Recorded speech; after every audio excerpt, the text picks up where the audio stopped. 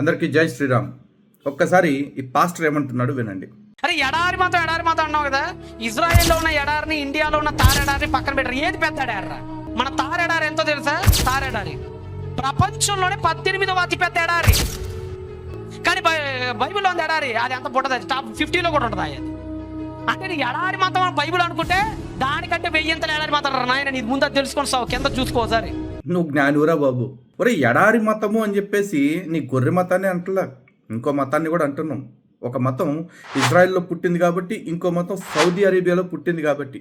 కానీ నువ్వు కంపేర్ చేస్తూ ఏమంటున్నావు? భారతదేశంలో ఎడారి లేదా అంటున్నావు. ఒరే తెంగరోడా, ఈరోజు ఇజ్రాయెల్లో ఉన్న ఎడారి భాగం ఎంతో తెలుసా? మొత్తం భూభాగంలో 60% భూమి. 60% భూమి ఇజ్రాయెల్ది ఎడారే. అలాగే సౌదీ అరేబియాలో ఉన్న భూభాగంలో ఎడారి ఎంతో తెలుసా? 95% భూమి ఎడారి.